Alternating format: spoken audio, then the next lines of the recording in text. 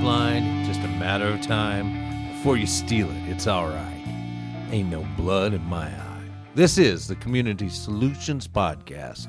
Jason Bradley, Andrew Richter from deep in the bowels of our underground lair, where we never discriminate against the texture or style of your hair. Ha! Well, maybe yours, but... Well, yeah, you seem to have a problem with mine. I don't know. But other than that, I'm a you big have no boy, I can idea how handle it. bad I want to take a hedge clippers and just... You're lucky you don't drink, Jay, because I'd figure out how to, snip part of that or something and have you wake up, paint your fingernails or something like that. Put my hand in warm water, something like that, yeah? Does that really work? I don't know. I think that's urban legend. I don't know. I want to say that I did that to somebody at a sleepover one time on, what do you call them? What do you call this when a bunch of people sleep over? I don't know. Slumber party. Okay. I thought I did that to somebody, and I don't think they had a wet dream. I did get once. I fell asleep and got a palm full of shaving cream put in it. That was about as bad as it ever got. Did they take the feather under your nose too, just to make sure? Something. I don't know. I've seen interesting things from people waking up. Nothing I could share on the air. Oh boy. I have no idea on the song. Absolutely none. I'll say Vanilla Ice. Vanilla Ice. I don't know. It's interesting you chose something like vanilla, which is white. Oh. This has a color, the opposite color, in the title as well. The Black Eyed Peas. Closer. And it rhymes. The Black Keys. Oh, okay. Gold on the Ceiling.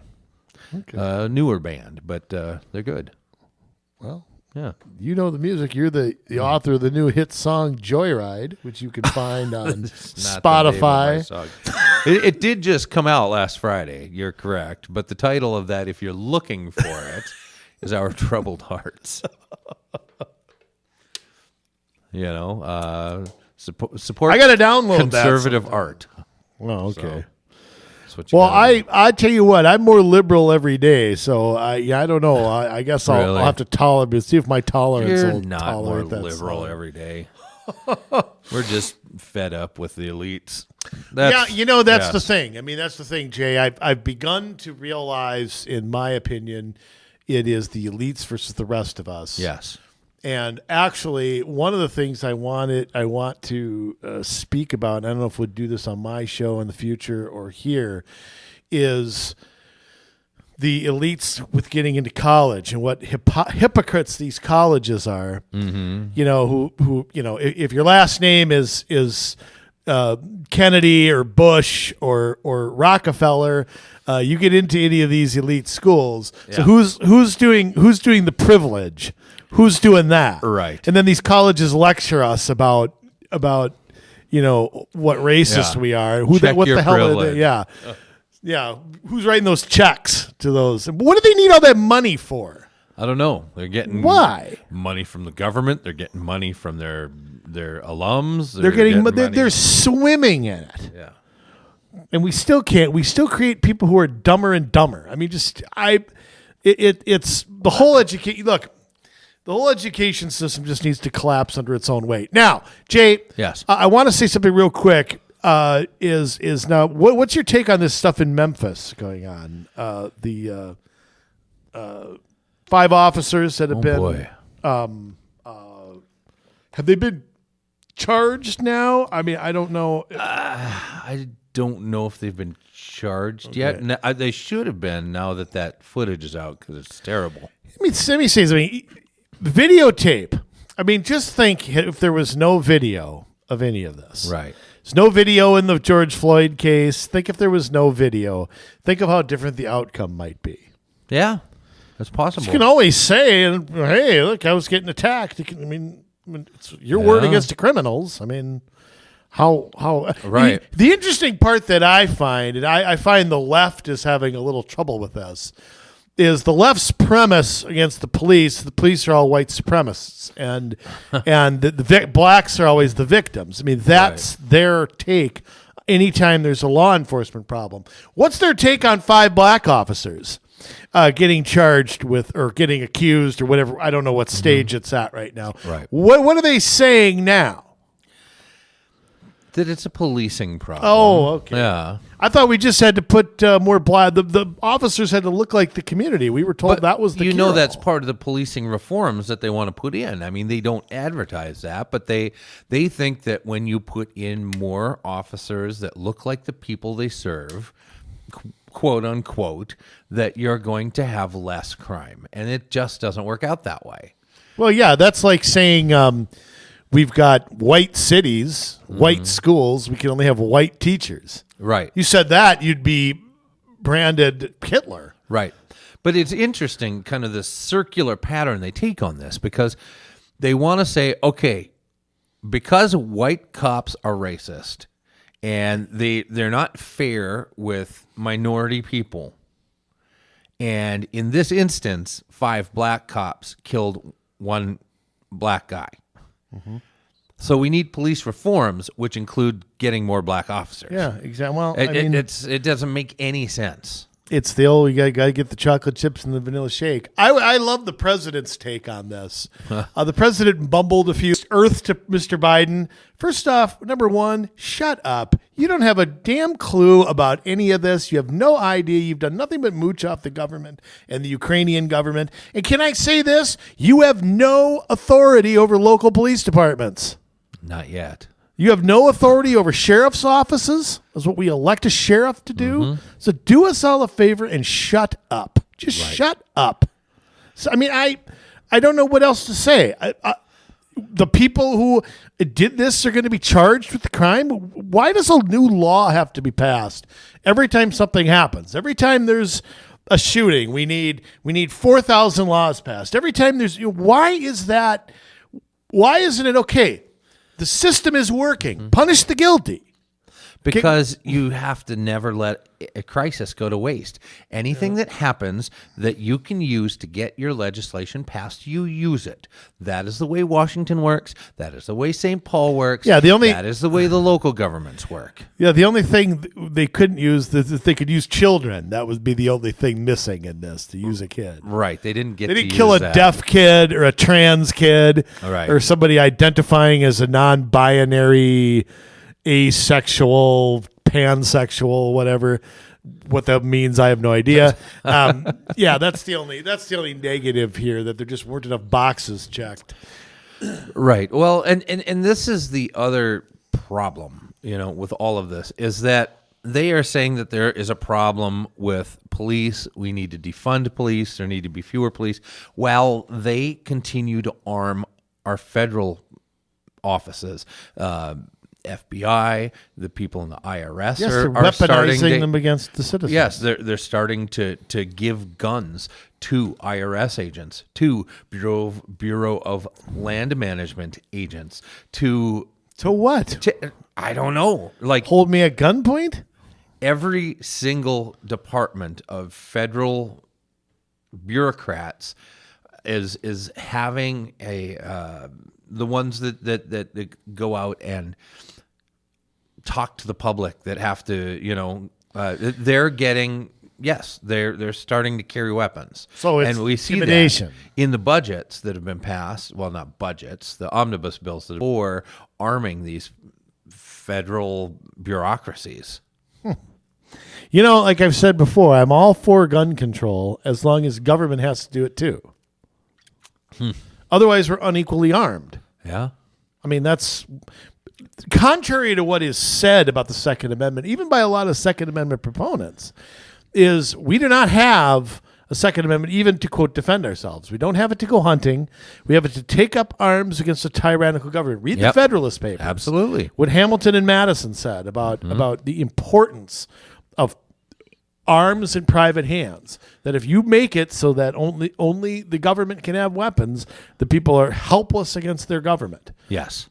And if people like Joe Biden want to say, well, you need an F-16 and laugh at us, well, really, how did it work out for, the government going into Afghanistan or the government going into some of these other countries? They kind of held their own a little bit. I mean, how many weapons defend Joe Biden? Yeah. You think his house is unarmed? Right. The White House is unarmed. The Pentagon is unarmed. Yeah. Hey, look, if I don't need a gun, they don't either. Right. So, that's my solution. Melt them all. Well, they can afford to hire a private detail, and so they do. Yeah, you can keep nuclear weapons. You can send them to other countries, lie to us about it. But, me, if I want to defend myself or take up arms against you, I've got to register it with you, tell you when it's lost, tell you when I sell it. Tell you where I store it. Exactly. I've got to have it down there so nobody can dynamite a safe open. Somebody breaks into my house, Right. but I got to go down in my, all right, 2 clicks to the right, 3 clicks to the, but, I mean, it's sort of, look, and let me tell you something too. I'm all for gun safety. I mean, I'm all for. Absolutely. You've got to learn how to use it. You've got to learn, especially people under 18. I went through gun safety. Even though I started shooting gun when I was 6, I still went through, my dad, my grandpa, they insisted, no, you're going to learn how to do this. And so I went through safety training myself when I was 13. So, I mean, as did I. Yeah. And I think I think it's important that if you're going to carry in the public, that you know what the hell you're doing with it. Yes. So I'm all for that. It's just the idea that I listened to a president of the United States who is defended with gazillions of dollars of weapons. Yes. Tell me that I have to sit there with a slingshot. I cannot believe he gets away with that. Yeah. Well, I mean, and I want the president to be protected. Yeah. Okay, can I say that? Absolutely. As much as I think Joe Biden's a dumbass, I don't want him shot. No. Can I just say that? I think that would be terrible for our country. You don't want that kind of thing. Of course it would be.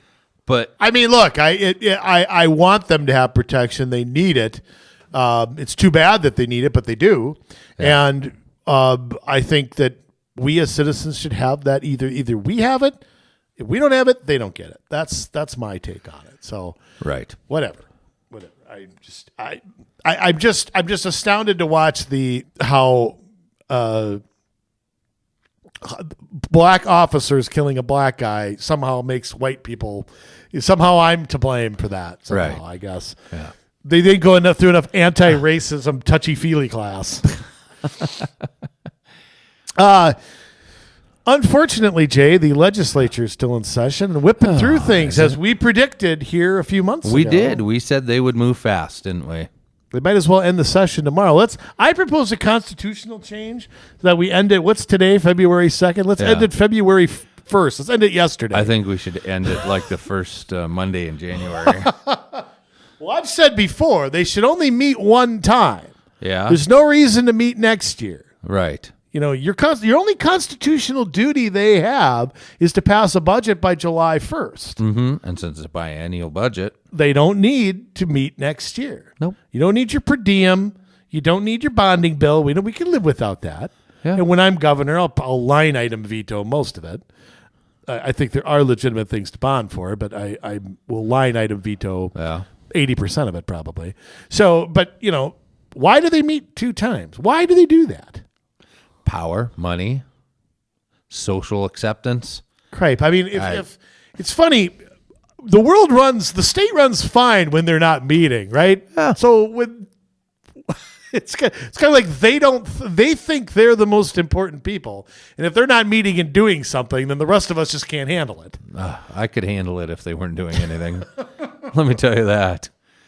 Oh. This has been just a disaster so far. And we're just getting started. At least menstrual equity is not passed yet. I mean, that's in the works. Give it some time. That's in the works. Just wait till there's those identifying as whatever. Just wait till there's a tampon disposal in every bathroom. Well, I could use that sometimes. Yeah. Really? Scratch and sniff. I could use that sometimes, but wow. You're disgusting. No, we have to make fun of this stuff to get through it. Where it'll start? It'll start in schools and work its way out. Mm-hmm. You got to corrupt the young minds, right? What happened to fully funding schools? What happened to that as the top priority here? I love, you know what? Yeah. Tim Walz had a rare, honest moment the other day, and he's one of the most dishonest people you'll ever hear speak. But he had a rare, honest moment when he was trying to push more tax hikes. Oh, yeah. Because a $17 billion surplus isn't enough. Right. And he's actually right in what he said. And he said that the type of spending increases that the DFL is talking about will not sustain themselves. And he's 100% right. Oh, yeah. So, I mean, I'm going to give I don't think he meant to be right. I think he's using it as a way to get more money. Yeah, exactly. Instead of making a statement that, hey, maybe we're overspending. Exactly. Because, if you throw money at something, that becomes the new baseline, as we've talked about, Jay. And anything after that then is going to be called a cut. So he's correct when he says that this spending spree at some point, we're not going to have a $17 billion overtaxation. Yes. I don't like calling it a surplus. No. A surplus means everything they budgeted for is paid for and we have money left over. Yeah. So it's a lie to call anything a cut at this point. But in a rare moment of honesty, I mean, I almost fell off the toilet when I heard this. Yeah. He is right about that there is no way you can increase. I mean, we're talking about a $56 billion budget. And I've pointed out, Jay, and actually it's way higher than that because of this excess money. 1998, we had a budget of $23 billion. We've moved up 250% over the last 25 years now. Yeah. Well, just think. He's right. That is unsustainable. That is unsustainable. And I hate that word, sustainable. Yeah. I hate that word. God, I hate that word. It's right up there with roundabout and a few others. Yeah. Collaborate. Stakeholders. Yeah. unless you get a New York strip or a ribeye, then I'm all for stakeholders. Yes. Yeah. That's my kind of stakeholder. Yeah, the part of the cow that went over the fence last. So just all sorts of fun going there. I'll tell you, I don't know if I want to be governor anymore with the stuff I'm going to have to mop up.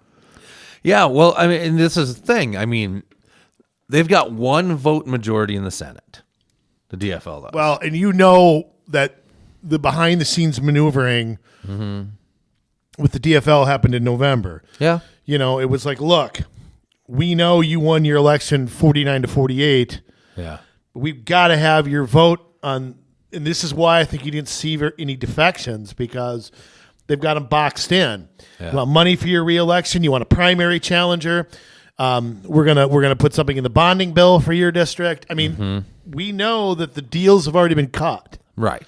So that's the kind of thing that's already happened. You want to be on this committee. You want to be the chair of that. Yeah. Melissa Horrible and whoever's running the Senate, I don't know, don't care, have already put that pressure on them. Knowing, and of course, you got to remember the Senate's there for 4 years. Yeah.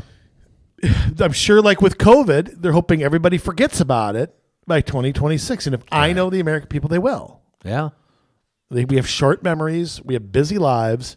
And that's what they're counting on. Yeah, they're counting on us to be ignorant. So, and with opponents like the Republicans, I mean, they can probably assume that it's okay. Yeah. It's just me, but that's what I think. Don't understand. I mean, they've got one vote majority, and yet, I mean, that's not a mandate. And by the way, the House, it's 6 votes out of 134. Right. It's not a mandate, but yet they're just passing everything. They're not working with the Republicans at all to allow any amendments to any of these bills. But that's the DFL style. They get in. Think of Obama's first 2 years. They got in knowing they'd lose in 2010. Mm-hmm. They knew they were going to lose. But okay, if we're going to lose, we're going to pass everything we want. Yep. See, the Republicans get the majority and they get cold feet. Yeah. They think, oh no, we won. Yeah, and then they freeze. Democrats go, okay, look, we'll probably get our butts kicked. But if we get our butts kicked, we're going to go down kicking. Mm-hmm. And so that's how they got Obamacare passed. The Republicans would have never done that in a million years. Yeah. They'd have never gotten any major thing. No. Well, look, when they had the opportunity to repeal Obamacare. Yeah. Nope. I mean, they had the opportunity to do anything they wanted. No to. plan. No plan. No. There vision. was no plan. There was never a plan. We left President Trump hanging out to dry because he campaigned on that too. Thought that we spent 6 years fighting against it, and they left him hanging. In my opinion, they left him hanging. I mean, first error, putting any trust in Mitch McConnell at all. But McConnell can be overcome if you have the votes to overcome him. But I mean, they don't. They didn't have a plan. Didn't have any vision. Yeah, they didn't. But going back to Minnesota, I mean, look at what they have done or are in process of doing. I mean, the PRO Act passed, so abortion up to the moment of birth. You can choose abortion based on Down syndrome and gender selection. Eugenics. Yes, eugenics, absolutely. That's what the Nazis did. That's what they're doing. Without any parental notification or approval. Actually, parents are prevented from this. Is sterilization of children. Exactly. Yes. I mean, this is concentration camp stuff. I mean, again, the idea that this is, quote, reproductive rights, which is, again, wordsmithing because they know abortion is polarizing. Yes. Reproductive rights polls differently, and that's why they say it all the time. Yes. Is a guise to what the real agenda is. Death. Might as well. Why didn't we just raise Dr. Kevorkian from the dead? Yeah, and the other thing that this bill, I think we covered all of this on the show, but a previous show, it was a couple of weeks ago or something like that. Not very much time has passed since we reported on it, and we said this would move fast. But that for a woman that chose to keep her pregnancy and chose to keep her child is murdered or killed in some way, and the child is also killed, well, that used to be 2 murders. Now it's 1. That's right. Yep, but that's a has to be, because if you count that as a person, it undermines everything they just did. Yeah. You remember the Scott Peterson case in California? I do. At that time, he was charged with 2 murders. Yes. Today, that wouldn't be the case. No.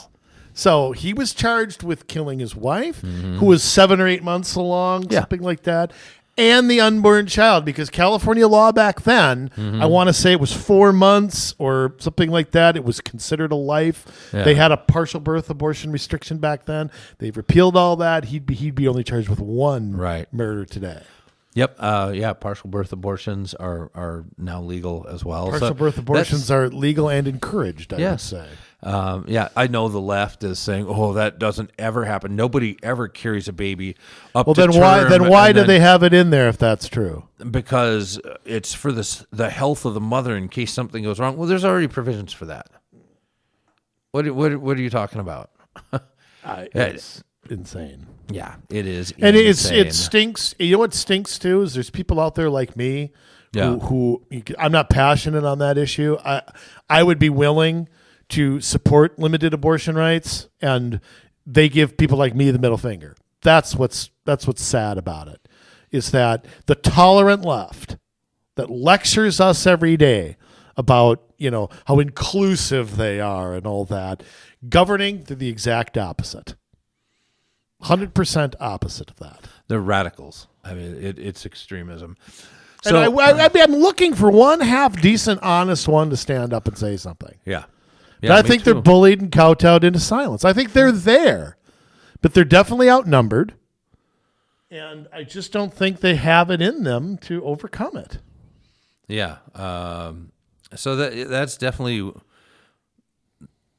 probably the worst law that could have been passed. But what was the one that I think it just got signed by the governor today? Let's see. It's the Crown Act. What is today? Yeah. So the Senate just passed it today. It hasn't been signed into law. The Crown Act, which stands for, it should be in here somewhere. Henry VIII. Yes, exactly. Creating a respectful and open world for natural hair.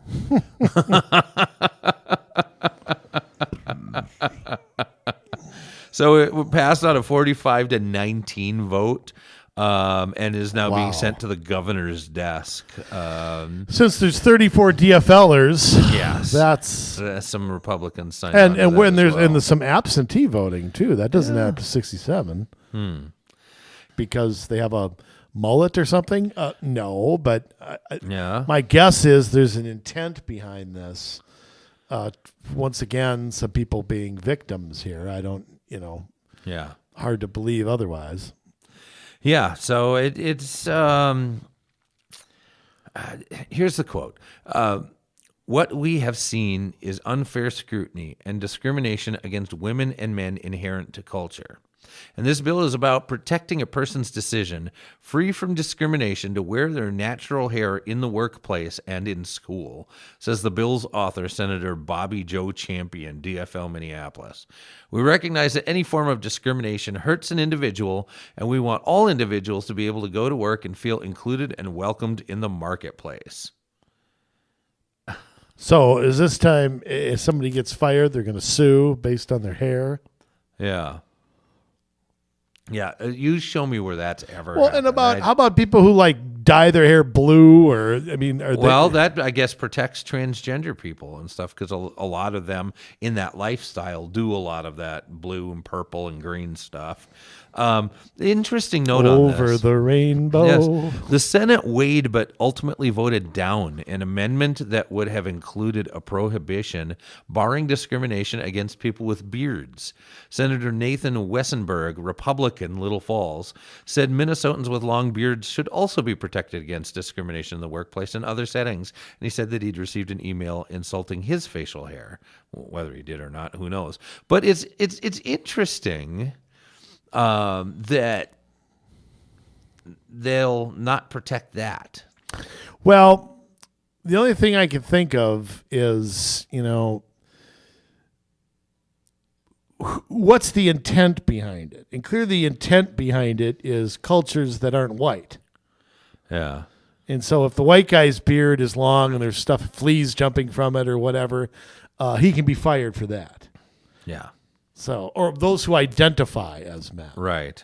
Because, you've seen a few bearded ladies in your time, too. Yeah. Senate also passed a bill Thursday making June 19th, known as Juneteenth, a state holiday.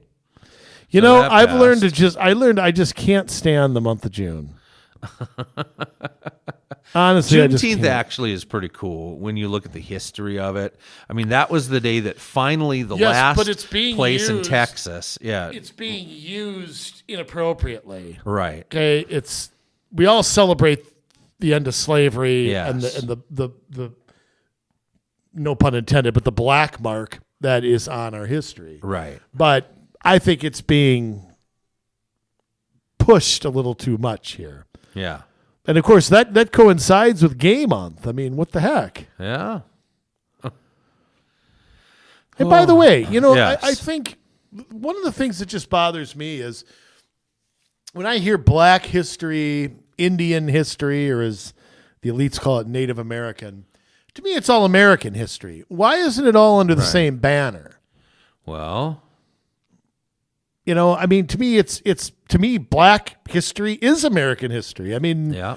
Frederick Douglass was an American, wasn't he? Martin Luther King, Harriet Tubman, George Washington Carver. These people were Americans, right? So why is it seen as we have to study one thing separately, and then you got the white history, right? And then we have to study something different. Right. I mean, again, it's back to controlling the narrative. Yeah, absolutely, and it separates us. We're looking to come together and have unity. These people claim that they want to do the opposite. Yeah. No, we're inclusive. But they're not. But yet they want everybody to stay separate. Right. Well, so, and there are other things that they are pushing through rather quickly. The House just sent, which bill was it over to the Senate? They just was it the marijuana bill or was no, not that one. That one's coming too, and they're working through that one. Smell the fun. I got mixed feelings on that, but Yeah. that's just me. Right. Again, I think the motives aren't right, but because I think the motive of the DFL is black people are being prosecuted for smoking marijuana, Right. white people aren't. I think listen to the Cedric Frasers of the world, and that's what they keep pushing.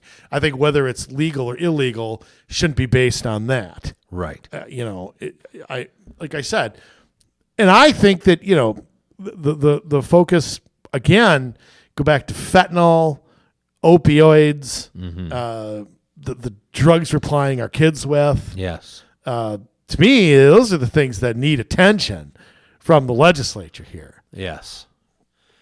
Oh. They're too busy. They're too busy with menstrual equity. So that bill has been introduced, right? Yes, there's a trans person that I follow on Twitter, who I don't think he or she likes me. Well, But basically, Minneapolis, they send whatever idiot they send, and so. Anyway, Jay, let's move on here. Let's move on.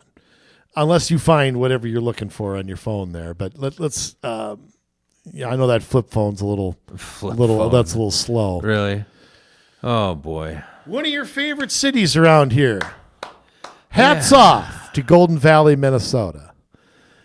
You get the You Suck Award. The whole city gets the You Suck Award. Nothing against the people who live there, although you got to replace some people who are on this council. There comes a point in time where if you run yourself, you got to do something. If you don't, if you just let the status quo continue. What's going on with the police department in Golden Valley? What the hell is going on? Your guess is as good as mine. I mean, first off, let me just say this. God, I hate when ads pop up on my. I want to talk about the police officer shortage for a minute. Okay. And there's reasons for this. We'll get into some of them in a second. Actually, let me back up. Golden Valley launched an investigation against their own police department. This is the council, Shep Harris, who basically claimed that a horrible, the horrible culture of racism in this police department. Yeah.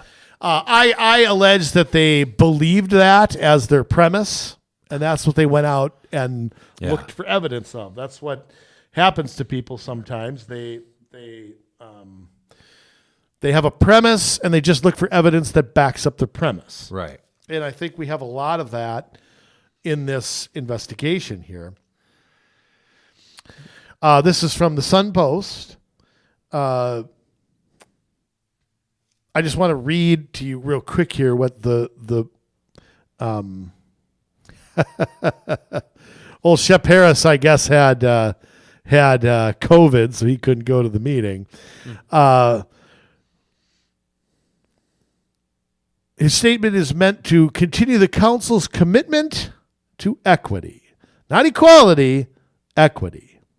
We reject racism in all of its forms, including comments made on social media, so they're monitoring what people say. To address the broader racist beliefs, attitude, and behaviors, the city continues to educate, train, and practice the values of diversity, equity, and inclusion. We center these values in all programs, services, and interactions. Additionally, we will continue our work on the Reimagining Public Safety Program, reducing harm through collaborative solutions, funded by a grant from the Polad Foundation. Oh, hey, thanks, Jimmy. We urge everyone to listen and understand each other, actively confront racial disparities, and acknowledge past and present racism in our community. As a city council, we care. Oh, isn't that nice? Boy wonder. About our police officers and their well-being. Well, you can't really tell that from this, can you? Yeah. Sounds like you'll throw them under the bus first chance you get. Now, maybe some of them deserve it. Maybe some of them don't. I don't know. We support them. Really? Is that what it sounds like there? as they serve our community and undertake this vital work of transforming our police department and improve safety, trust, and greater well-being among Black, Indigenous, and people of color. Yeah, white people be damned. Yep. Screw you. But if you're one of the people that check the boxes, well, then we got your back. The report was the result of a months-long investigation ordered by the city council. I want to say this, too. They hired an outside firm to do this, to go in and investigate their own police department. Mm-hmm. Allegations centered around 8 police officers, 7 of whom no longer work at the department. Oh, I was going to say they'd be down to 1 after that. Yeah. The report names only one officer, an investigator named Kristen Hofling. Heffling. Yeah, I think H-O-E. Who was F-L-I-N-G. Heffling? I think who so. was found to violate the Minnesota Government Data Practices Act. So that is the racist, horrible workplace. Then you found one officer who violated a data practice agreement. We should hire her for the Supreme Court, by the way. And that is what you get. Yeah. Well, what did she do? I mean, she taped meetings between police and city personnel and made racist remarks during sessions focused on the city's diversity, equity, and inclusion work, which means probably she just disagreed with it. Probably. I mean, I don't know. I don't have the footage, I guess. Apparently she was terminated for refusing to be interviewed by this outside firm. Specifically, the report found the acts to be in violation because Hofling used a mix of personal resources and city resources to record and back up the recorded data. So it must have been the city's tape recorder. I don't know what that means. I mean, I really don't. But one of those you have to like pound on it to get it to work. So. I guess that's the culture of. I have no idea. I really don't know. Oh boy. This is kind of, and I don't know enough about this case to say, but a lot of this DIY stuff is designed to trap people into making statements that they can construe as racist, whether they are or not, and that way get rid of the opposition. It's another way to load the everything in your favor. Whether that's police officers, whether that's city council members, whether that's office staff. Well, and they're clearly things like that. I mean, so they're clearly looking for this. I mean, they are looking to, how do I put this? Out people almost. It's almost like you're right. It is entrapment in some way, shape, or form. Yes. Maybe they're even being baited. When you're white, you're never good enough to be construed as not racist. You know, you always have a bias. Yeah, you've got to prove that you're anti-racist. Right, which doesn't mean you're not racist, by the way, but it allows you to gain favor in the sight of the people that bring discrimination against the white people that don't bow to anti-racism. Okay, I can't follow all that. Well, if you're not racist, that is where you just love everybody unconditionally. Everybody's equal. Everybody's the same. You judge people on their character instead of the color of their skin. Anti-racist is where you judge them on the color of their skin. That is the woke religion, is anti-racism. You have sinned because you're white. You are a racist because you're white. And you can never atone for those sins. You will always be a white racist. Now, you can gain temporary favor in the eyes of the Church of Wokeism if you are willing to admit to your privilege, admit that you're a racist, and help the other anti-racists to altar of woke. Yeah. Well, and this is how they do it with things like these,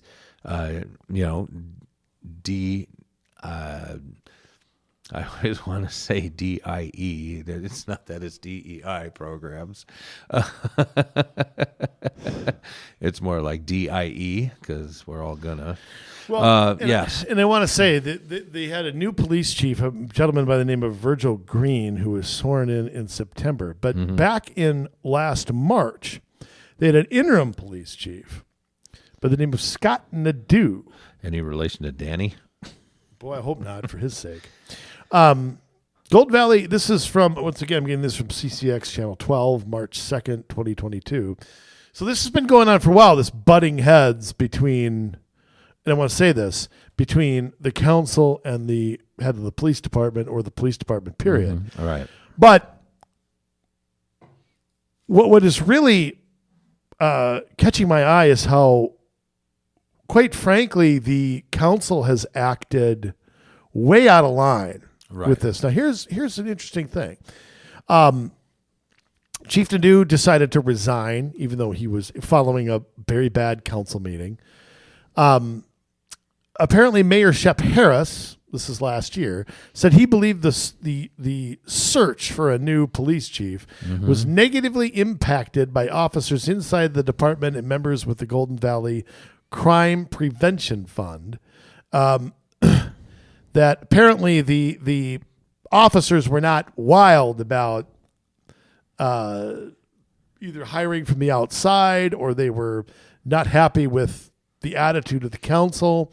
Harris continued to say a statement that he believed that the next police chief should be Virgil Green, who is the police chief now. Yes. Yet the decision to hire a police chief actually rests with the city manager. Yes. It is not Harris and the council who hire somebody. No, they get to do interviews. Right, but how inappropriate is that of the mayor to publicly call out the person who's currently serving as the interim police chief and say, yeah, I don't think you should have this job. But he doesn't get to decide who hires that person. Absolutely. What's he saying to the city manager behind closed doors? I don't know. Well, could be saying anything, you know? If you're willing to say that publicly, what are you saying behind closed doors?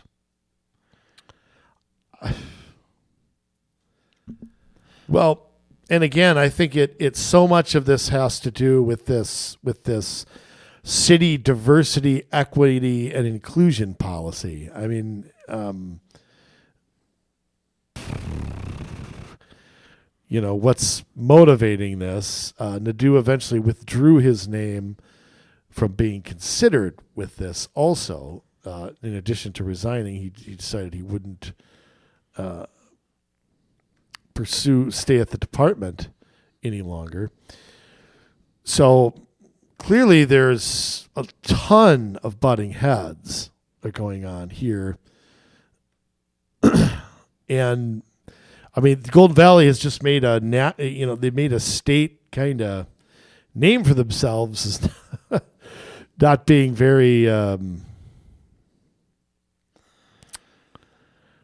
professional, should we call it? Well, and we've done some reporting on this. I mean, the Golden Valley Equity Plan goes back to 2016 when they got together with GARE, Government Alliance on Race and Equity Program. We had a whole podcast on GARE. You can go look that up. And it's sponsored also by the Center for Social Inclusion. And so, this whole thing is all about making sure the white guy doesn't get any traction in anything they're doing across the city, Right now, and I don't know Mr. Green, the new police chief, happens to be a black guy, but I don't know anything about him. I'm not saying he's good or bad or. No, and it's not his fault. I mean, when you walk into a city and they've got policies like this already,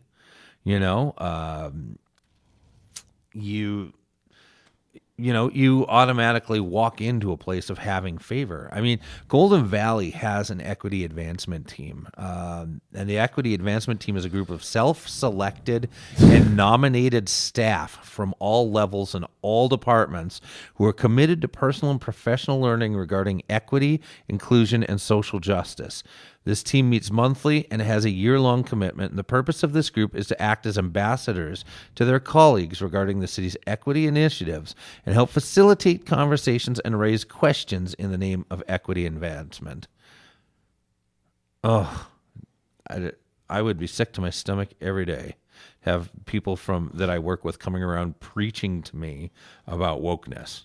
And I'd love to see Shep Harris put on a uniform and to go out there and fight criminals. Yeah. Guy wouldn't last 10 seconds.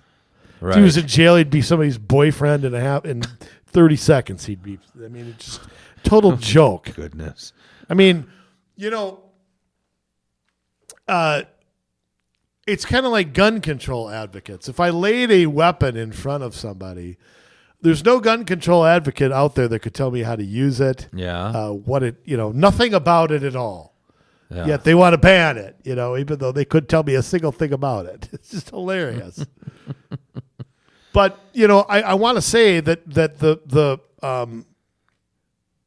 this war, if you will, between this department and the council has had tremendous effects on the community. Yeah. Crime is way up in Golden Valley, carjackings in particular. And rest assured, though, the chief has a plan, Jay. Yes. Like George Bush Sr. got a plan, got a good plan. Okay.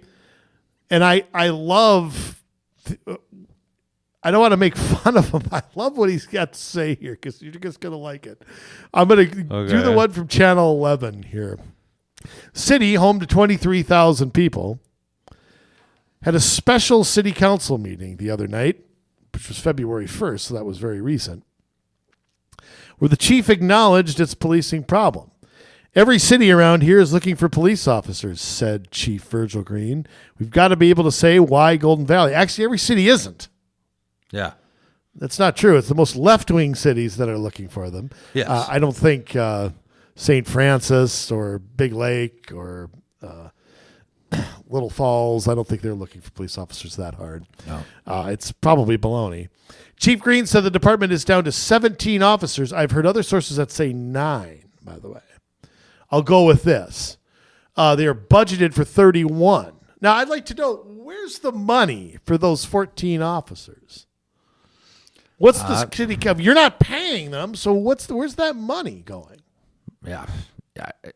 You don't need to put it in a fund. I mean, you could hold 1 month's pay, or whatever, 1 year's pay, but it's not going to accrue, although they are offering bigger and bigger bonuses to try and hire. Well, you chase off all the officers. You've got a city that chases away a police chief, investigates itself from the outside. Yes. And then you're sitting there scratching your head while you have an officer shortage. Right. Okay. Well, and then once you get to that level, though, it's going to be really hard for you to get people hired. And here's why. One, all the newbies are going to have to be over on the east side of town on Theodore Wirth Park that borders North Minneapolis. Nobody wants that. Secondly, you're going to be part of you get hired and you're going to be part of a department that is going to be working massive amounts of overtime. You're going to be on call. You're going to be working long hours, many days a week, and there's just not enough backup to help cover the violations and the infractions of the law that are happening across the city. Yeah, I mean, it could take a decade to turn around this reputation. It could take longer. It could.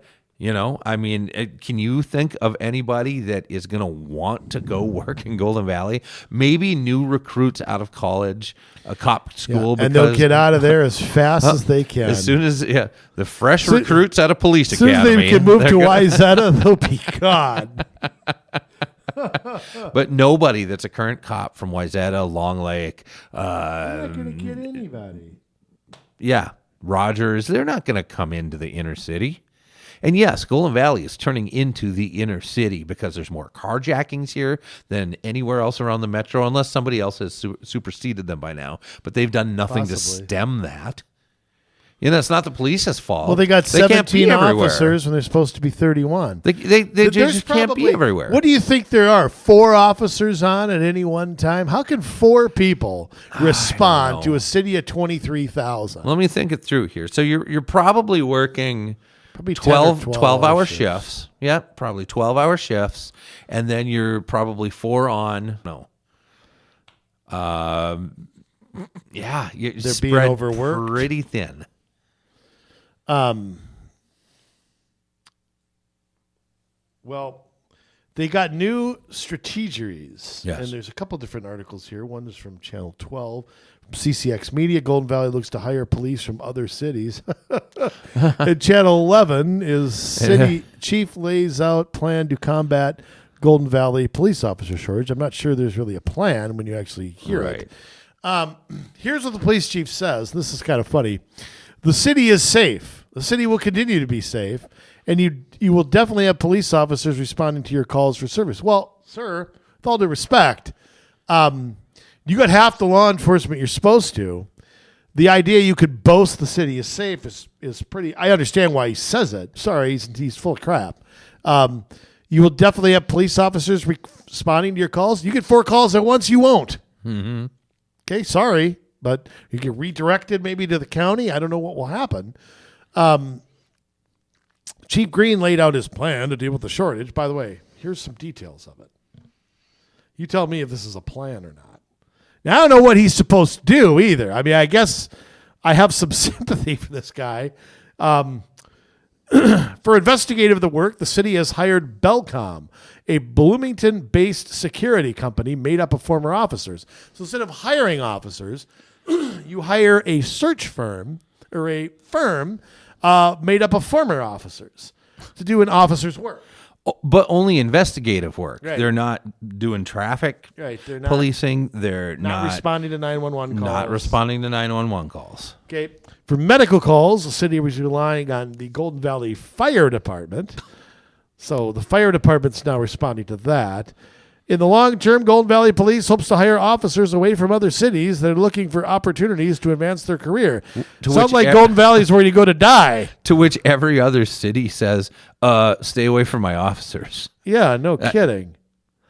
The main message is that if you're looking for professional growth within a police department, you're not getting where you're at, we have those opportunities here. Meaning what? They don't have anybody, so they can hire people and get them promoted pretty quick.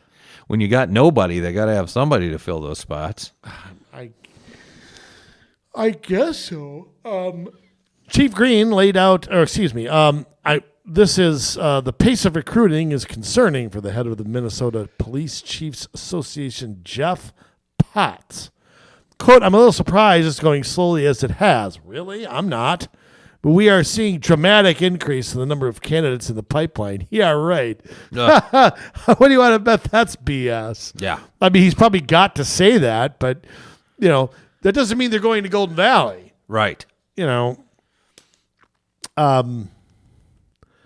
Valley has been the persistent had been at the top of an investigation of the department's alleged toxic workplace culture, its anti-racism efforts when Chief Green was appointed last fall. The type of culture, the type of work environment we are trying to create is one that hopefully will somebody can come in and see the value in that. The information and say, hey, you might want to come over here. I don't think so. I just don't think so.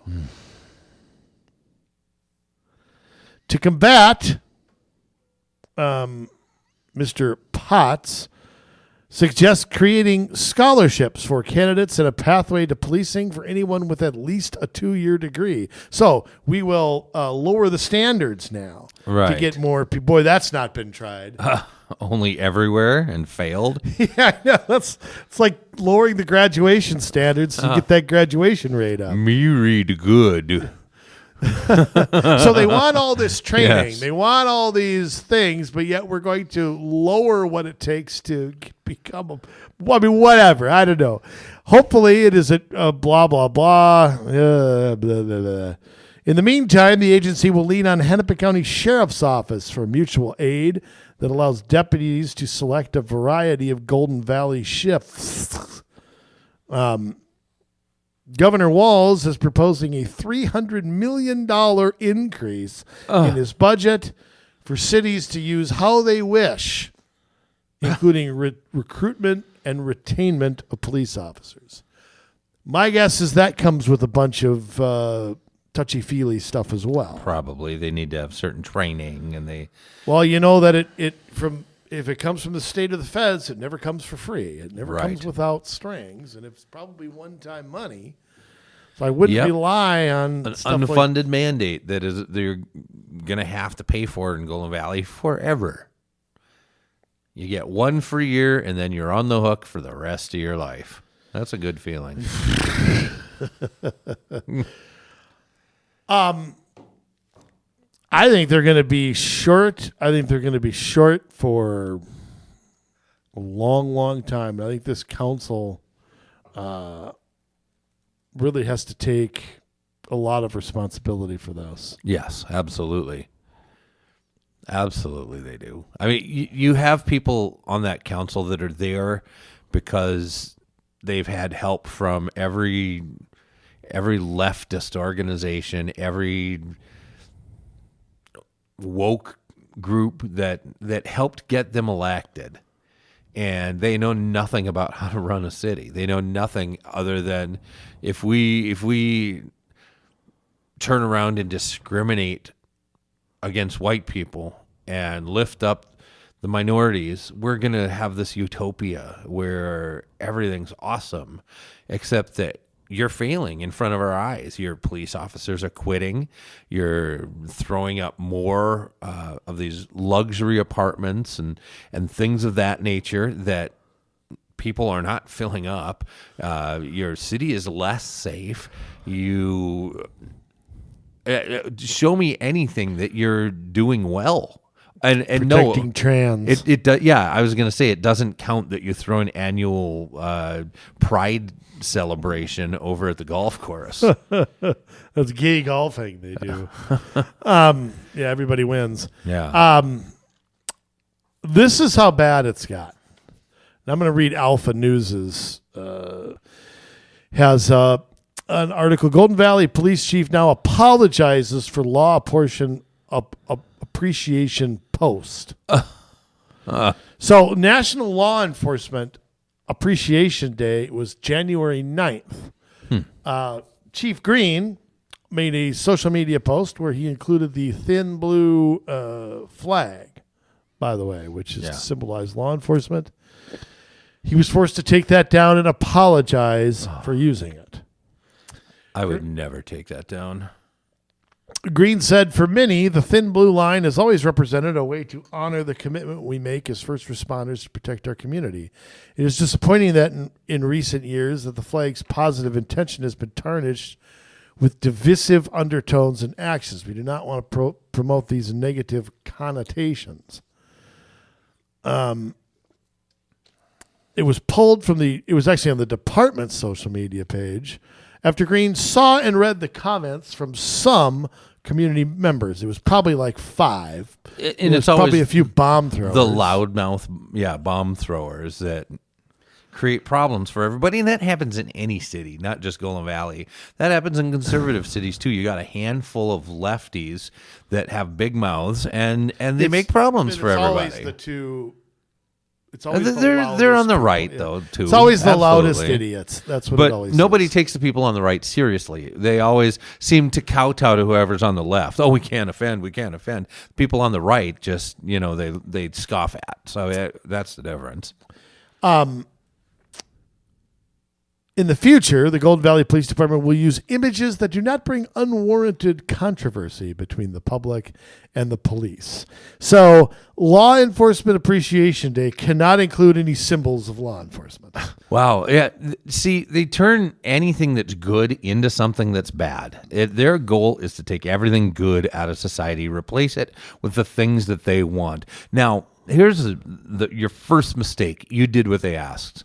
You wanted to keep your job so bad that you were willing to violate your conscience in order to bend over for these people. Well, and I'd also like to know who forced him to take this stuff, because somebody told him. Somebody told him, whether it was the city managers were the only one with the authority.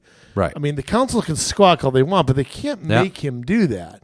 So it had to be the city manager going to him and saying, "Look, you have no choice but to take this down." I'm looking for somebody in the public square that is willing to point their finger right back and say, "No, I will not take this down. You are not going to make this into something it's not. This is not racist. Police are not racist. There are racist police, but police are not racist. This is acceptable, and I will not do it." Good luck. I'm looking for just one person. I mean, other than like Ron DeSantis or somebody that's willing to do that kind of thing. They've got to be out there. People who have enough of a backbone to not apologize. Because the second you apologize to these people, that is the new line. They don't take your apology and give you the good grace of, oh, okay, well, we can move forward from here. It's all right. Once you give in, they want the next one. They want the next one until they bury you, and you have no ability to stand on your own 2 feet. Yeah, I mean, in England, they removed, in Sussex, England, in 2015, the symbol was officially removed. Same thing in Iceland. That's why we beat them. It's been removed all over Canada. The Mounties, the Royal Canadian Mounted Police. Yeah, well, Canada just wants to kill everybody anyway. So it's Thin Blue Line band was Patch was banned in Ottawa as well, and Toronto. Well, like I said, look up their euthanasia laws that they're just passing. They don't respect people. San Francisco, they are forbidden to wear that also. In fact, they couldn't even wear masks when you had to wear a mask. They couldn't wear a mask that had that symbol either. So, University of Wisconsin-Madison. Really? The police have banned the use of that as well while on the grounds because it's a symbol associated with extremists. Now the police are extremists. That's great. You have some that are, sure. You have some that use excessive force. And again, with all due respect, in their personal lives, okay, they have the same freedoms I do. Yeah. Okay. I mean, they should. They should. I mean, they should have the same. You have the freedom of speech in this country. Yeah. And it shouldn't be under the microscope with your job. I mean, there are plenty of. I just feel once you go down that road, you're going to do this everywhere now. Yeah. You say that, well, a police officer can't have this opinion. Mm-hmm. Okay. Then what's to stop a teacher from not having this opinion, or a bank teller, or a barber? I mean, where does it stop with somebody? If we don't have freedom of thought, we don't have freedom. Absolutely. So, if you tell people they can't wear a blue line, period, they can't put it on their social media page when they're a police officer. Right. I mean, where does it end? But yet they'd be allowed, I'm sure, to put a rainbow flag or... Of course they would be. Or Black Lives Matter flag. Or probably a flag of the old Soviet Union. Yeah. Probably wouldn't raise any objection at all among any of these people. I'm sure 2% Russian. Okay. Jillian Rosenquist and her buddy, she got elected over there, probably each have one tacked up in their garage. But yes. So lots going on over there, and I just remind you folks in Golden Valley that you have an election coming up this year, and if you're not happy with your police, you got to do something. I mean, the first thing you should do is even your elections, but if you can't do that, I mean, you're going to have to do something about this council, and it can't be like last year's election where we just kind of too many places just looked the other way with with their elections last fall. And I'm not saying you have to elect. It's not a right versus left thing. At least it isn't in my head. Public safety is the number one job of local government. Police and fire. That's the number one thing they're in charge. They have other duties too, roads and things like that. But it's not to have a hockey arena. It's not to have a pool. It's not to have the most roundabouts. The number one thing they are in charge of is public safety. If they're failing at that, which they are, they need to go. All of them need to go. Yep. These 5 dimwits need to be out of there. Well, and here's the thing. What is it? 3 this year? Is it? I want to say Harris is up. I'll look that up. If Harris is up, then it's 3. Well, you got Maurice Harris, the other Harris. Right. I think Maurice. Kim Sandberg, the Harris Sandberg. Let's see. I'm on their website. Joni Clausen's not on there anymore. Not Mike Freiberg. Oh no, he's moved on to greener pastures. Here we go. Yes. Harris is up this year. Oh. The other people up, Kim Sandberg is up. Julian Rosenquist is not. Oh, she's not? I thought Maurice she was. Harris is the other one. Oh, it is. It's Harris and There's Sandberg Denise and Harris. Lemire Anderson. She's another. You can tell she's left because she's a hyphenated name. It's probably not 100% true. Jeez, it's Pat. Oh. Never mind that reference. And I'm sure these people are running again. I mean, these people in Golden Valley, they'll stay there until they get dragged out of there. So, yeah, there are 3, though. Yes. That is true. Yes, so you have a decision to make. And Harris, by the way, not to interrupt you, Jay. Yes. I want to say this is his end of his 3rd term. He's been there a while. And he's got a big bank account. We've reported on that before. That's I think true. going into his last election, he had $20,000 saved up in the bank. By the way, he barely won that. Barely won that. So there is quite the opposition to him. Somebody has to make the right case, but he definitely could lose. Yeah. Yeah, not unbeatable. And definitely with a lot of the problems that are going on in Golden Valley, none of these people are unbeatable. So, you got a choice to make. And the odds are against you. I mean, in some aspects, because odd year election, we've done the math before. It's like, what, 23% of the people vote or something like that? Depends how you count it. It's hard to count that, though. Yeah. Because if it says vote for 2, some people may not. Mm-hmm. So it's kind of questionable how they count that, but it is low. The entire election is about getting your people to the polls. I don't care what your message is. No one cares about that. No one cares about your principles. Sorry, I hate saying that, and I know you people don't like it when I do, but issues don't win elections. They never have. They'll lose you an election. They'll definitely lose, but they don't. If you don't live by the principles you should when you're governing, they can cost you an election. It can, but I have to say, though, that most elections are about money, organization, getting people to the polls.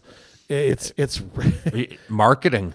Yeah, I mean, I hate saying that because I sound like I'm telling you to be a sellout. There's a science. I don't mean it that way. No, there's a science to it, and if you don't follow the science to get the right pieces in place to get elected, don't you think somebody who runs in Golden Valley with the simple thing of, I am going to balance the need for law enforcement with the rights of our citizens. Mm-hmm.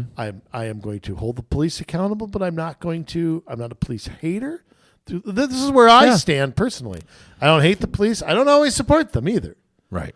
I think some people are targeted by law enforcement. I think by and large, law enforcement targets criminals. If you happen to be a criminal, you're probably going to get targeted. There's just kind of things you can do to reduce the odds. Right. Like not driving drunk, not doing drugs, things like not robbing stores. Yeah. There are things you could do to reduce law enforcement off your back, aren't there? Yeah. So, I mean, there's a personal responsibility that goes with that. But I think anybody who runs with a simple message of you want a safe, secure, fair city. I think that's a winning message in this. But I'm going to tell you, in an odd election, it's all about getting your people to vote. You don't do that, you don't stand a chance. Right. Now, this is where it gets difficult. And this is what I forgot about in our first section today. We were talking about what the state has been passing. The Minnesota House just passed a bill onto the Senate that they're taking up this week, driver's license for all. Yeah. And so that is going to make it a lot harder if illegal immigrants decide to go vote, because they'll have a driver's license, they'll have a residence, they'll have utility bills at that residence, and it will be a lot easier to register to vote even when they are not citizens. And it actually, one of the questions on there asks if you're a citizen or not. And you're not supposed to vote if you're not a citizen. So right. It will be, it will be, whether that's implemented this year or not, I don't know. Well, I would assume as soon as it passes, it's going to be law. Probably by July. Usually the next biennium, July 1st, is when they go into effect. I have it. The Senate's taking it up this week. It'll be signed by Walz next week. Well, you got to read the fine print, but you could be right, Jay. I don't know. And so that is going to make it harder in this upcoming election as well. Well, then you got to find those. I don't know that. Right. I don't know that the illegal aliens vote in an odd year city election, but hey, they'll do whatever the left tells them to. Get them out there. If they're promised things, they'll go do it. I mean, that's what the left excels at, is giving promises. You know, they might not be big ones, but they're things, especially. The difference is the left fulfills them. That's the difference. Well, yeah. Yeah, even if you don't agree with them, you know, and so when you play by your own set of rules, and this is just kind of where you end up. So it's so important that people run and they challenge these people. It's not impossible. It's about who turns out their people. That is really what it becomes about in the end of all this. There's law of averages. There's strategies to be able to get this faction and that faction, and really, you just got to have a better ground game than the other guy. Well, in odd year election, everything's about getting people out there. Absolutely, you don't do that, you'll fail. And absolutely, and there's even a degree of that in even year elections. I mean, because big time, it's just magnified. In the odd year ones, 10 times as many people are voting, but it's.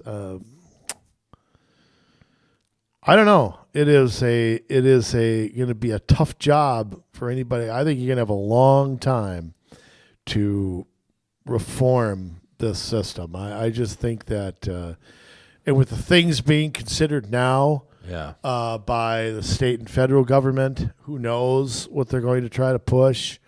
I mean, it could be much, much worse. And every city's looking for police officers. This is the defund the police. I mean, that's what Golden Valley's doing. They're defunding the police without calling it that. Yeah. You know, they target the police, they harass the police, they blame the police, they call them names.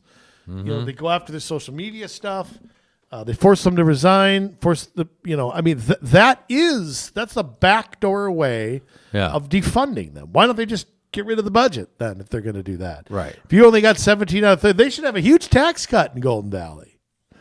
Shouldn't they? Shouldn't they have a big tax cut? What do you want to bet they didn't get one? Oh, of course not. Not a chance. No. You got to build another roundabout or something like that. Just even the cost of salary and benefits and personnel in a down year, and you got to keep up with inflation, got to keep up with, Why? My employer doesn't. Well, you should work for the government then. I don't know that I could. I would be jumping out a window. Even as governor, I don't know if I could take on that salary. It's like $150,000, which I don't think Tim Walz doesn't deserve 10 cents. No. I don't know that I could take it. I will, but I don't know that I could. I'm going to do it, but I won't like it. Yeah. Oh, this is the worst $150,000 a year I've ever made. Oh, hate it. Are you kidding? You're going to get your veto's worth out of me, though, Jay. Yeah, good. And we still have a governor who's never vetoed anything. Yeah. The entire time And he's been there. he won't. He He's won't. going to have 2 more years for the to next veto 2 to 4 nothing. years. He will not veto a thing. I mean, why is he there if he's just going to sign everything that's on his desk? Yeah. What's the point? Well, right now when you have one party rule, this is what you get, and it's weird because when we've had one party rule in the past in But this you know state, what? They didn't always just rubber stamp. No, but I mean it's been about tax increases, and yeah, we bristled under that, or it has never been this radical of an agenda. And so where did all the extremists come from? Because last time we had one party rule, and it wasn't that long ago. That was Dayton's 2012. Right. The only thing we really had out of that was Minshew and the gay marriage. Yeah, but Minshew took a year to pass. Yeah, because the Democrats weren't all on board with the same ideas. I mean, they didn't all agree with each other on how it should go. All of this, and I think the federal exchange was confusing, and I still to this day don't really understand it. Yeah. So there was a lot to unpack there. I mean. But they're all in lockstep, and even the people in purplish districts are in lockstep with this let me stuff. say this: many of these bills they've been trying to get through over the past 2 to 6 years. I mean, if you go through, driver's license for all, that was pushed. I want to say I first heard of that maybe 10 years ago. Mm-hmm. It's not new. Right. I mean, it's not, they've never had the votes. And back then there were Democrats opposed to it. Yeah. It was a different Democratic Party 10, 15, 20 right. years ago. They're all radicals. Yeah. I mean, all of them. You don't have any, I don't want to call them centrists. I don't know who a centrist Democrat would be. Right. But you don't have those people anymore. They've either become Republicans or they've been beaten in primaries or whatever you want to say. So, but other things, I mean, legalizing marijuana, they voted on that probably the last 3 or 4 sessions. Yeah. And they got some Republican votes on it before as well. I mean, it's not what they're pushing isn't necessarily. I think part of what is really raising eyebrows is many of these things I don't recall hearing about last campaign cycle. No. I don't remember a bill about people's hair. I don't remember, menstrual equity. I don't remember these things being campaigned on. It's like as soon as they got the majority, all their little pet things are coming first. Everything was about abortion or fully funding education. Those are the things they ran on. Mm-hmm. But once they get the power and govern, right. It's, hey, what couldn't we pass? Yeah. 3 years ago that we can pass now. Oh, and that is another thing that is going through that I had forgot about. That trying to think if it went to the Senate or the Senate passed it. I should look it up. But that would be that we're going to be carbon net zero by the year 2040. Yeah, they've passed that 100 times. They haven't passed that 100 times. Well, they've made statements that that's what they want 100 times. Walz and Dayton before him. Yeah. Through executive orders have pushed that on the Pollution Control Agency, and but now it's going to be law of the land. True, but it's already being implemented. Right. That's been in the works for a long time. It is, but when we look at and see what's happening in California, they're going to outlaw natural gas. You count on that. They're going to outlaw combustion engines. You can count on that. These things are going to come to Minnesota. You know what's going to happen, though? Here's what's going to happen. It will be unfeasible to do that.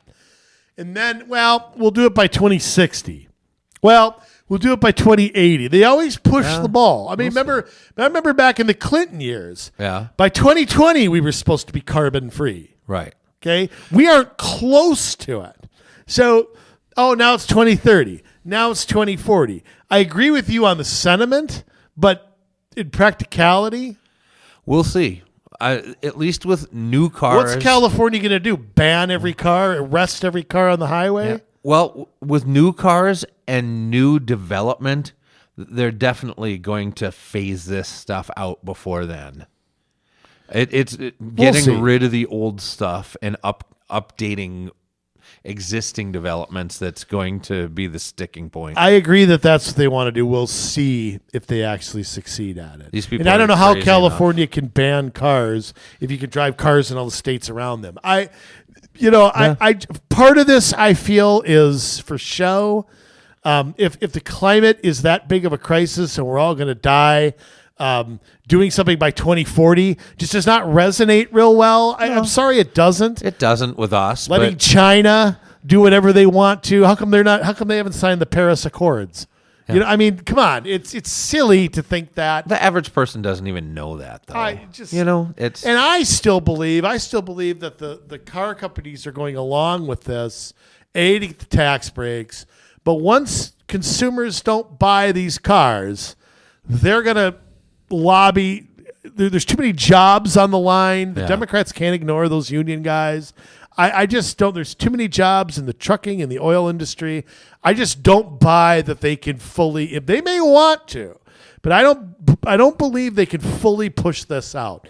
They're going to try, but they're going to fail. I think they're going to fail. Yeah. Here's the one time that I am an optimist, Jay, because I'm the world's biggest pessimist. For the once, I'm going to be an optimist. You and I are trading places on this stuff, I guess. That's good. Somebody has to. After that horribly down show, folks. Golden Valley, you stink. I just want to know you stink. Can I just say that again? Yeah. If you're in Golden Valley, consider running or consider moving. That's all I can tell you. Let's bring in the moment you've all been waiting for, folks. Styling and profiling, jet flying, limousine riding, wheeling, dealing, son of a gun with the sign-off sermon. Jason Bradley, take it away. Thank you, Andrew. Yeah, let me echo your sentiments. You know, we sit here and we talk bad about New Hope. You know, Golden Valley. Golden Valley is like the sleeper city. They're so bad, and they happen to slide under the radar. You know, they're no better. They're probably worse than New Hope in some ways. I don't know.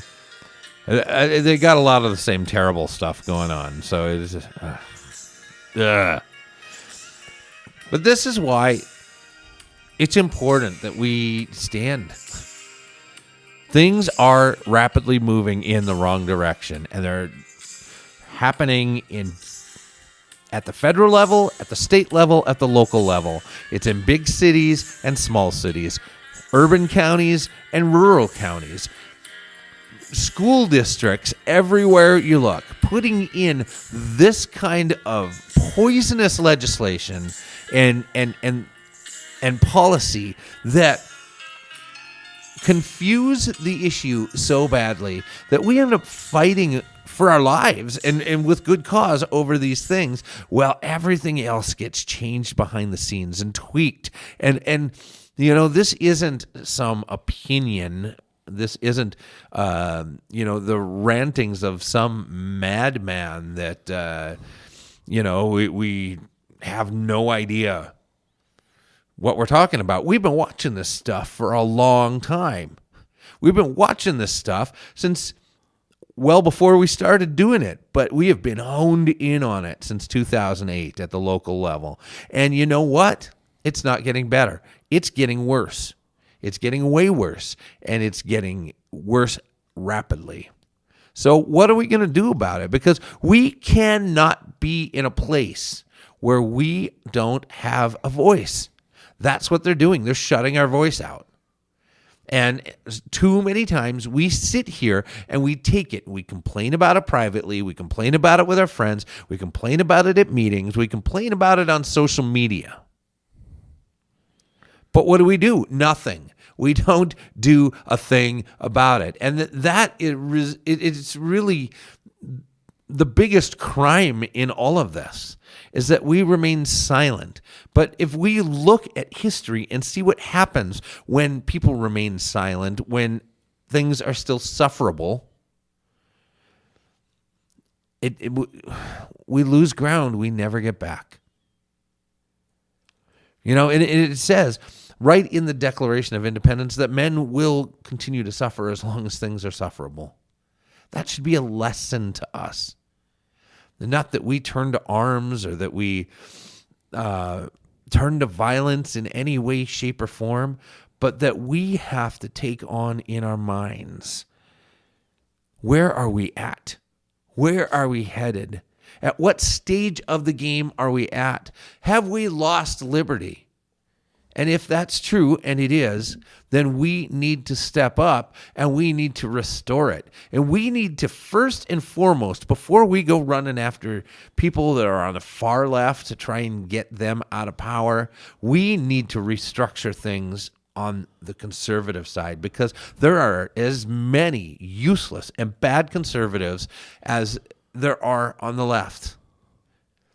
People who will not stand up and do the right thing. People who will talk about what they support, and then when the chance comes for them to do it, they do nothing. People who buy into omnibus bills when they have no right to spend our money that way. Whoever comes to be elected in this next cycle, if we ever, as conservatives, have the power again, we need to pass something that says no more omnibus bills. That's it. One item per bill. That is it.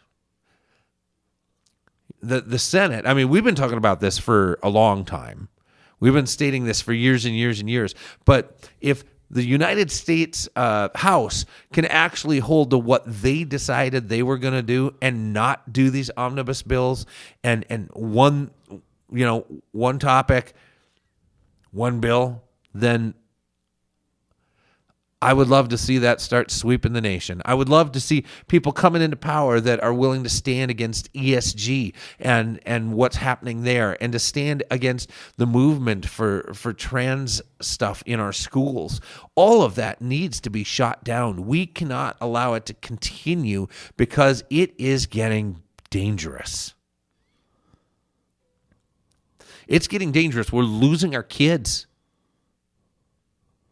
We are losing our families.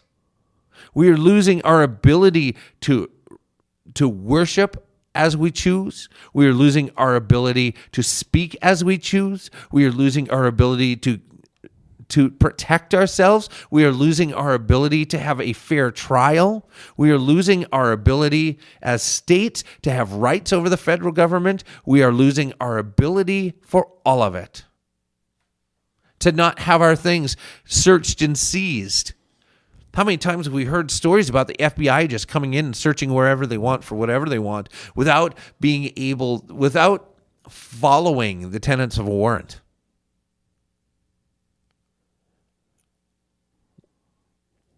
How much more sufferable do things have to get before we actually start to fight back?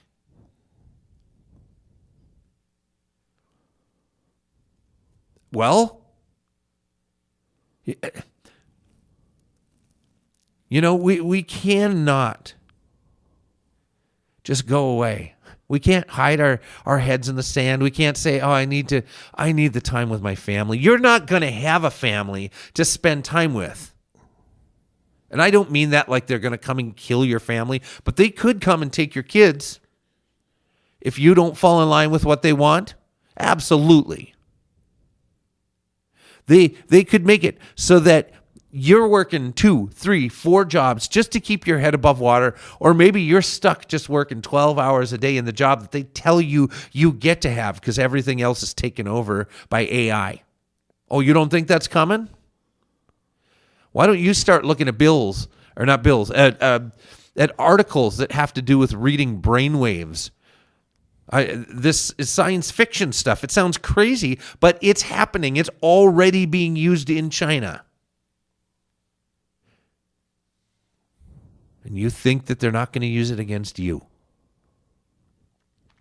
Those of you who have served in the military, you know what this is about. You know that when it's time to fight, you don't retreat. You don't give up ground to the enemy. You don't go home with your tail between your legs. You fight valiantly until your superior officer tells you to do something differently. So for those of you that are in touch with your Creator, you better be praying a ton, and you better be listening for what He wants you to do, because the time is here. It's not coming, it's here.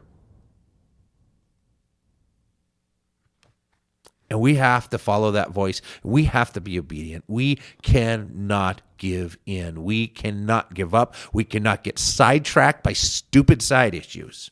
The time is now. There are elections this year in quite a few places, school boards and a handful of cities. Why don't we actually try to mount an offensive where we take some of these things and take advantage that only 20-some% of the people show up and vote? Let's get mobilized. Let's get some people to volunteer to do this. So who's with us? Who's with us? I hope it's you. Yeah, you. I'm talking to you. Get a hold of us. COMMSolutionsMN@gmail.com. COMMSolutionsMN@gmail.com. And let's make this year count. We're willing to help you, and we're willing to work beside you. We love you, Minnesota, but now it's your turn to get to work.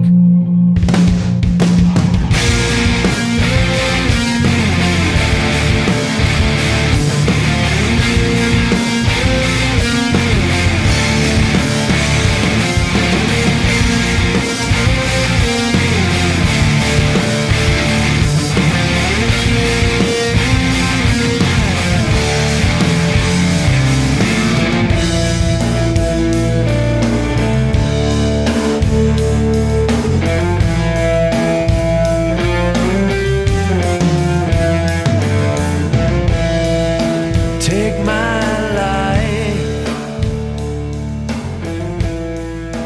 caught a break between the lines. Don't let me be. If I get too caught